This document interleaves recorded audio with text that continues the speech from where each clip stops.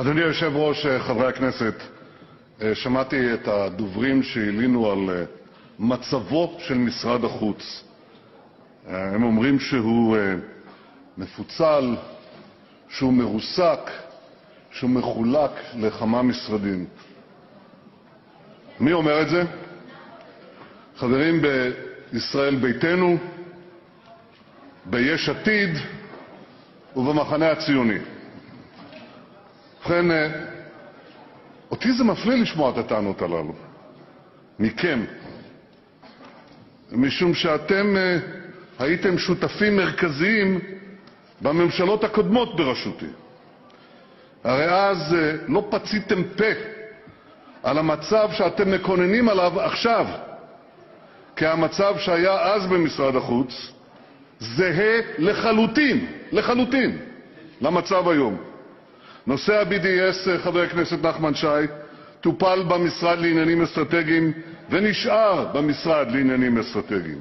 המשרד לשיתוף פעולה אזורי היה משרד נפרד ונשאר משרד נפרד. אגב, עוד מימי שמעון פרס ואחר כך ציפי לבני, אתם ודאי זוכרים. המשא ומתן היה נפרד ונשאר נפרד. קודם אצל ציפי לבני, שדרשה שכך יהיה, ואחר כך אצל סילבן שלום. הדיאלוג האסטרטגי עם ארצות הברית היה נפרד ונשאר נפרד. קודם אצל דן מרידור, ואחר כך אצל יובל שטייניץ. משרד התפוצות היה נפרד ונשאר נפרד. קודם אצל יולי אדלשטיין, ואחר כך אצל נפתלי בנט. משרד ההסברה היה נפרד ונשאר נפרד. ובכן, שום דבר לא השתנה. שום דבר. בזמן שאתם הייתם בממשלות הללו, לא שמעתי מכם אפילו הברה, לא מילה, הברה, על הפירוד והפיצול הזה. להפך, תמכתם בזה, אפילו ביקשתם חלקים מזה. שום דבר לא השתנה, זולת דבר אחד, העובדה שאתם היום באופוזיציה. ומאז שאתם באופוזיציה, אתם מקוננים על ריסוקו כביכול של משרד החוץ, שלא היה ולא נברא. אבל אתם אומרים, יש לכם עוד טענה, שמעתי גם אותה, לפחות אז היה שר חוץ במשרה מלאה. טוב, אפשר להתווכח על זה, אבל על דבר אחד אי אפשר להתווכח. במשך קרוב לשנה אני הייתי שר החוץ, ועשיתי זאת לבקשתו המפורשת של אביגדור ליברמן, שלא רצה שימנה מישהו אחר. וזה נעשה, הסידור הזה, בתמיכה שנה בערך. וזה נעשה בתמיכה מלאה של יאיר לפיד וציפי לבני, כשותפים בכירים בממשלה, שמסבירים לנו היום שאסור שמצב כזה יהיה. אז אני מוכן לקבל הצעות לשיפורים, אני מוכן לקבל המלצות לתיקונים, אני גם מוכן לקבל ביקורת בונה. אבל דבר אחד, ידידיי, אינני מוכן לקבל, וזה הצביעות שלכם שזועקת לשמיים. יש גם מדינות רבות אחרות, אין כל כך הרבה מדינות בעולם, יש כ-200 מדינות. ובכן, אנחנו מקיימים 161 יחסים עם 161 מדינות, אבל אין זה אומר שאיננו מקיימים יחסים אחרים עם עשרות רבות של מדינות נוספות.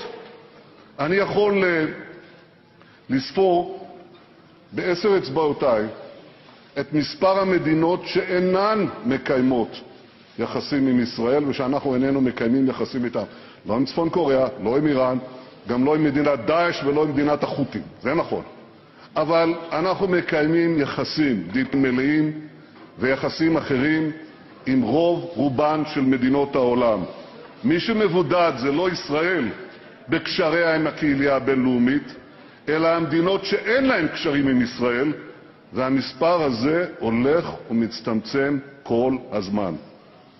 אנחנו שומעים את הדברים שלכם, אתם מציינים את המוכר והידוע, את החד-צדדיות נגד ישראל באו"ם ובפורומים בינלאומיים, וגם ובמיוחד ביבשת אירופה, במדינות מסוימות שאתם מבקרים שם, ששם עולים מיעוטים מוסלמים וחוברים יחד לשמאל אנטישמי ופועלים נגדנו. חלק מזה הוא סיפור חדש, אבל חלק מזה הוא סיפור ישן. אני עסקתי בו באו"ם לפני 30 שנה, כשהייתי שם שגריר, וכמה עשרות שנים לפני כן בן גוריון ביטל את העליהום הקבוע על ישראל במוסדות האלה. הוא אמר אום שמום. טוב, אז בזה אין שום חדש. אבל מה שחדש, ואתם מתעלמים מזה לחלוטין, מבטלים את זה כלאחר יד, מה שחדש זו הצמיחה המדהימה של מספר המדינות שבאות אלינו בקצב מדהים במטרה להדק את הקשרים איתנו. אמרתם איזו מדינה קטנה, זוטרה. יש גם כאלה, אבל מעצמות עולמיות בכל התחומים. כך עשינו וכך נמשיך לעשות. אני מודה לראש ממשלת ישראל חבר הכנסת בנימין נתניהו.